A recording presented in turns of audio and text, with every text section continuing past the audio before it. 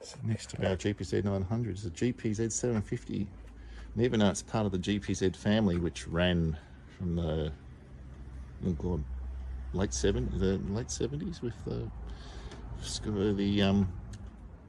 old school traditional bikes, frame bikes, into this is a A1 of the first of the series of the Unitrak. Now Unitrak is where they finally went from, like on the Z1A with the twin shocks. So if you see the B series GPz1100s, you'll notice they all run the twin shock, small headlight, bikini fairing. And then in '83 they came up with this idea, complete redesign. So this is 750, also came out in the 1100 model, eventually had fuel injection on it, but not my idea of fun. Carburetors are bad enough.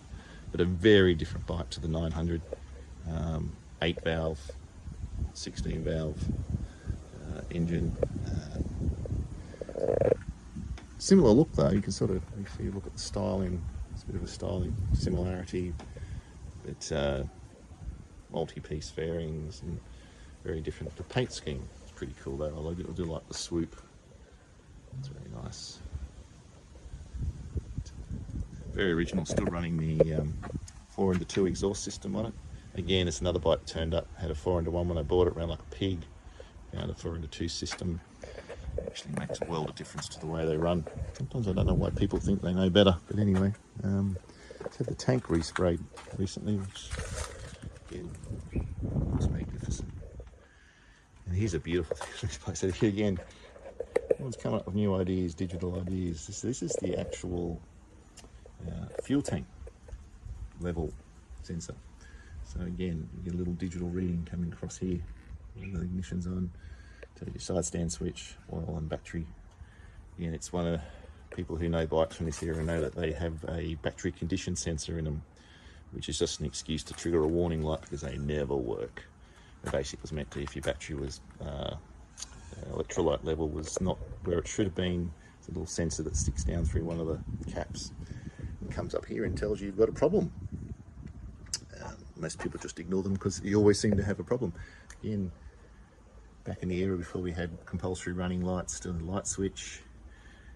Very interesting start-stop switch on this one. You can sort of see that the run switch is in the middle, and then you can go either way. So you can knock your ignition off while you're riding. Warning lights are here. Unfortunately, you can't really see them, but there's plenty of warning lights. This one here is really interesting. This is the annoying one. So when this is not working, this flashes red. So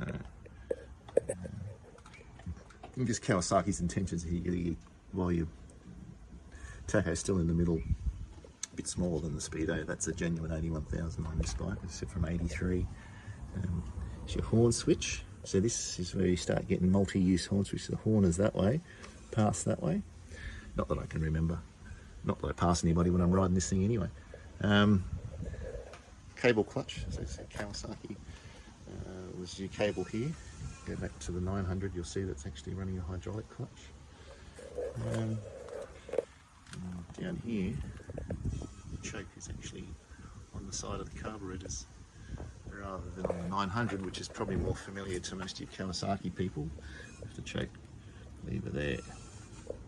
So you sort of see where some of the design started to come in and carried through the different bikes. One good thing about this is the size of the switch is nice and chunky, so you know what you're doing. So there you go, 900.